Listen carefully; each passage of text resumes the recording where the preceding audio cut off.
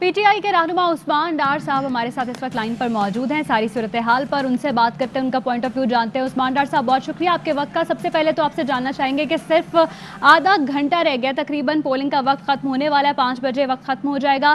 क्या पोजीशन देख रहे हैं और क्या इंतजामात से आप मुतमईन रहे?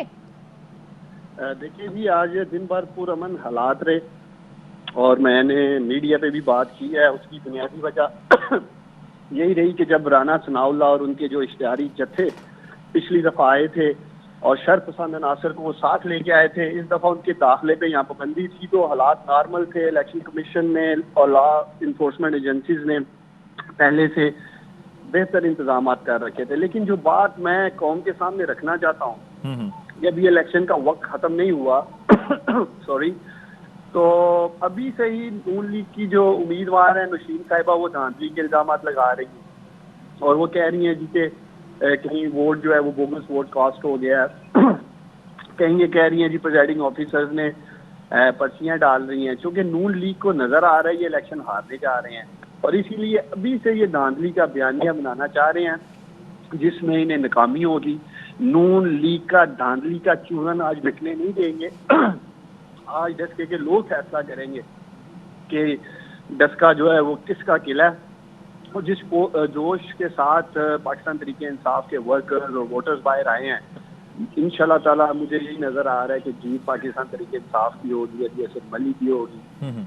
और बिलखसूस जैसे मैंने आपको कहा है, नून लीग के गुंडे आज डस्का में दाखिल नहीं हो सके। अच्छा, अगर हम ओवरऑल बात करें उस्मान डार साहब, जाहिर है कि आप वज़ीर आज़म के मुआविन खुसूसी थे, लेकिन आपने वो ओहदा छोड़ा ताकि वो इन इलेक्शंस पर फोकस कर सके। लेकिन ये अलग बात है कि वो इलेक्शन कलअदम करार दिया गया और नाखुशगवार सूरत हाल भी रही इस बार।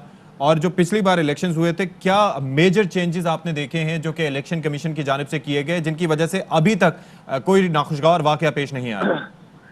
देखिए, एक तो 4000 से ज्यादा पुलिस एहलकार तैनात किए गए, तकरीबन 1000 से ज्यादा रेंजर्स के हमारे जवान यहाँ मौजूद थे।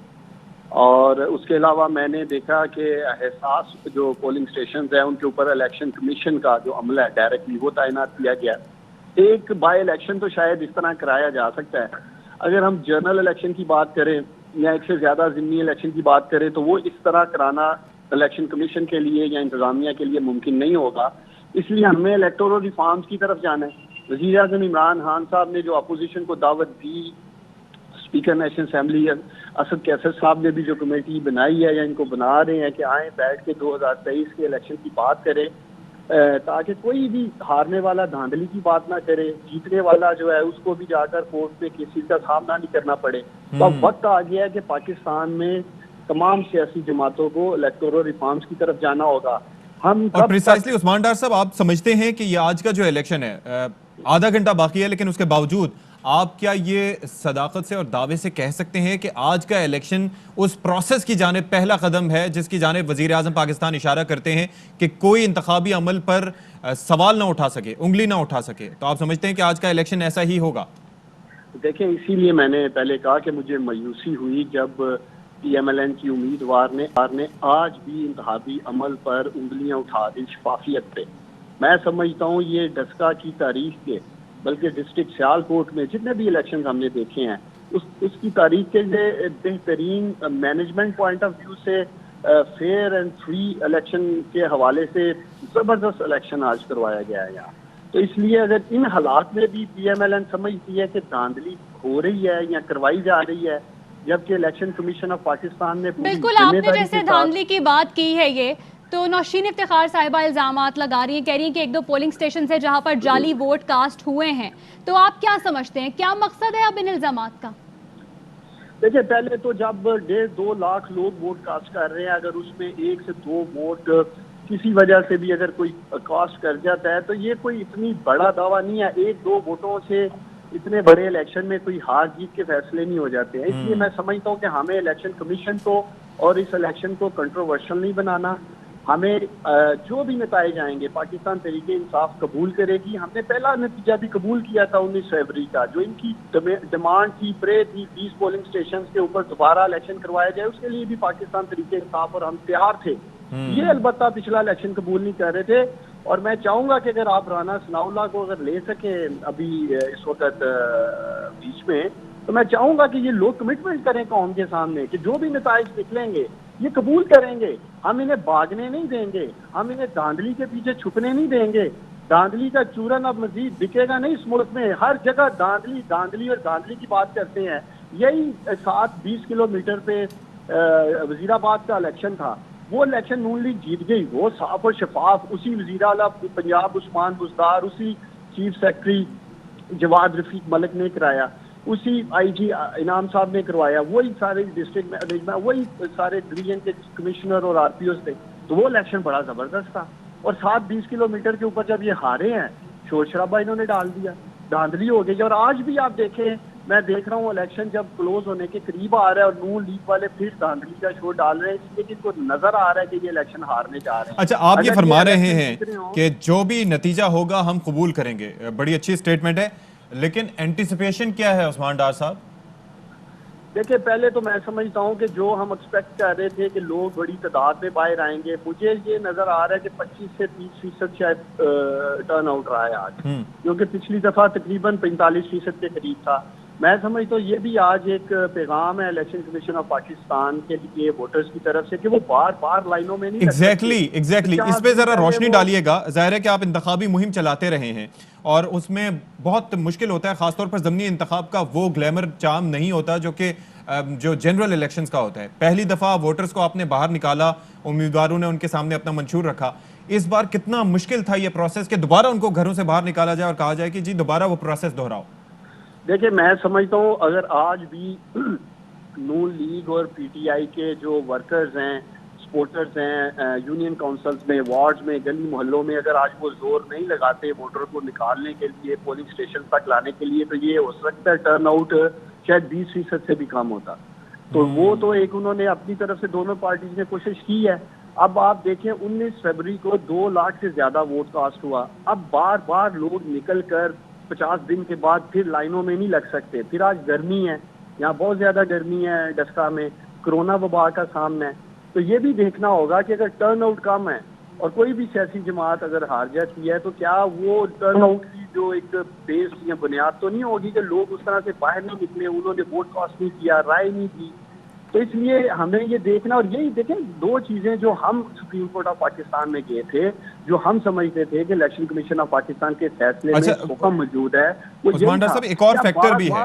आप ये समझते हैं कि ये फैक्टर किसी हद तक आपके वोटर्स को असरअंदाज कर सकता है? क्योंकि जो अभी तक अंदाजे लगाए जा रहे हैं उसके मुताबिक जो देही इलाका जात हैं उनमें आपके वोटर ज्यादा हैं, शहरी इलाकों में नून लीग के वोटर ज्यादा हैं। अब ये जो गंदम की कटाई का सिलसिला शुरू हो गया है, तो आप समझते हैं कि ये किसी हद तक आपको इफेक्ट करेगा इन द फाइनल रिजल्ट्स? देखिए, मैं ये समझता हूँ कि चाहे टर्न आउट कम है या पहले ज्यादा भी था, तो आपने देखा तब भी हार जीत चंद हजार वोटों पे ही हो रही है। और अभी भी आज भी जिस तरह का नजर आ रहा है यहाँ माहौल भी, और बूथ के बाहर भी जिस तरह PTI की अगर बूथ की बात की जाए वहाँ भी रश है, नून लीग के बाज पे है बाज पे नहीं है। तो ये इलेक्शन काफी मुझे बाहर लग रहा है कि बहुत बड़े मार्जिन से दोनों में से शायद कोई भी नहीं जीत पाएगा। और उसकी बुनियादी वजह शायद यही होगी कि टर्न आउट उस तरह से नहीं होगा जिस तरह एक्सपेक्ट किया जा रहा था कि 45+ टर्न आउट रेशियो होगी।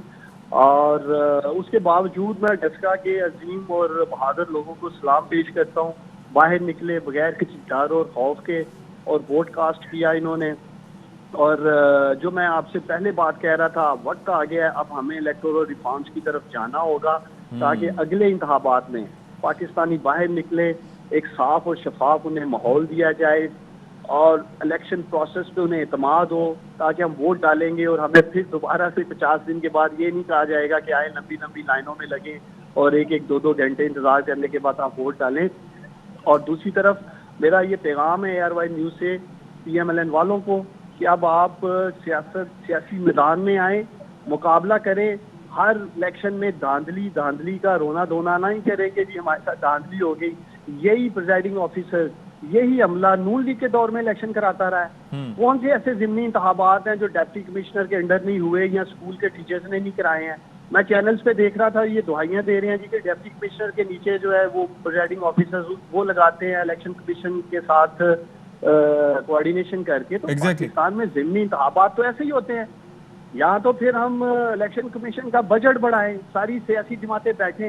एग्जैक्टली अब तो सारा प्रोसेस भी शफाफ रहा है, और अब तो वो पहले फरवरी में तो फिर भी धुंध का चक्कर था, अब तो धुंध भी नहीं होगी, तो किसी के इधर उधर होने के चांसेस भी कम ही होंगे। देखें खैर, ये भी बयानिया धुंध का तो यही लेके आए थे। आज बहुत गर्मी है, यहाँ हब्स है, अगर हब्स और गर्मी की वजह से कोई बेहोश हो जाता है और वक्त पे नहीं आता तो क्या ये कहेंगे कि गायब हो गए हैं, हाँ। या उठा लिए गए हैं। तो ये तब भी इन्होंने धुंध की वजह से एक बयानिया इन्होंने ले लिया जी कि धुंध की आड़ में शायद हुआ है। अगर धुंध अगर आप देखें तो वाकई उस दिन बहुत थी, 5-5, 6-6 घंटे जितना बड़ा ये हल्का है, एक कॉर्नर से दूसरे कॉर्नर में जाने में लगे हैं। तो इसलिए इन्होंने जरूरत से ज्यादा धुंध को मैं समझता हूँ डिस्कस किया, एक्सप्लॉइट किया उन्होंने। के तहत हमने धुंध की आड़ में किया, और वो बयानात अब उन प्रिजाइडिंग ऑफिसर से आ चुके हैं। अगर किसी कोई शख्स कह रहा है मैं अगवा ही नहीं हुआ, तो उसको जबरदस्ती कह रहे हैं जी कि इनको अगवा कर लिया गया जी, और ये इनसे क्या कहते हैं वोटों पे ठप्पे लगवाए गए। और कब राना सनाउल्लाह को तो मैंने चैलेंज किया था, ARY पे भी किया था कि जियो फेंसिंग से आप मेरी जियो फेंसिंग निकाल लें, पूरे इलेक्शन डे की या उससे 2 दिन पहले की, 3 दिन पहले की, कि मैं किसी प्रिजाइडिंग ऑफिसर को मिला हूँ, किसी के साथ मैं बैठा हूँ या कुछ ऐसा है। हम देखें साफ और शफाफ इंतखाबात पे यकीन रखते हैं। हमें नून लीग की तरह धांधली के पीछे और धांधली के बयानिया लाने के पीछे छुपने की जरूरत नहीं है। सुप्रीम कोर्ट ऑफ पाकिस्तान से अगर हमारे खिलाफ फैसला आता है तो हम क्यों निकाला की कंपेन नहीं करते हैं। अगर 10 का इलेक्शन खुदा ना खास्ता हम हार जाते हैं तो हम ये नहीं कहेंगे कि 10 का इलेक्शन में कोई हलाई महलूका आ गई थी और यहाँ जो है ना उन्होंने अपना काम दिखा दिया है। देखिए इलेक्शन है, ठीक है, दोनों पार्टियां जोर लगाती हैं, एंड ऑफ द डे कोई जीत जाता है कोई हार जाता है, लेकिन उसका ये मतलब नहीं कि हम अपने अदारों को मुतनाज़ा कर दें, हम अपनी अजीम पाक फौज के खिलाफ जहर उगलना शुरू कर दें। इनकी बुखलाहट का आप अंदाजा ये लगाएं कि नून लीग का मफरूर इश्तिहारी लीडर मियां नवाज शरीफ कल रात 10 का NA-75 के पोलिंग एजेंटों से खिताब कर रहा था। मैं समझता हूँ इससे ज्यादा शर्मनाक बात क्या हो सकती है कि इंतखाबी अमल में एक मफरूर शख्स वहां से खिताब कर रहा है और दूसरी तरफ अपने पोलिंग एजेंट्स को रिक्वेस्ट कर रहे हैं, अपीलें कर रहे हैं, कल आप पहुंचे हैं, वक्त पे पहुंचे। अगर ये समझते थे कि बड़ी आसानी से बआसानी और क्लेम करते हैं कि 10 का PMLN का किला है, तो फिर लंदन से बैठे हुए एक मफरूर शख्स को क्यों तकरीर करनी पड़ी कल रात अपने पोलिंग एजेंट से। इनके दर्जनों से ज्यादा MNA MPA यहाँ मौजूद थे कल रात, चोरों की तरह कंप्लेन कर रहे थे। एक तरफ कहते हैं जी 10 का NA-75 PMLN का किला है और दूसरी तरफ लंदन से बैठे हुए अपने इश्तिहारी लीडर का सहारा लेते हैं, उनसे तकरीरें करवाते हैं यहाँ अपने पोलिंग एजेंट्स को खड़ा करने के लिए। तो ये तो इनका आलम हो चुका है।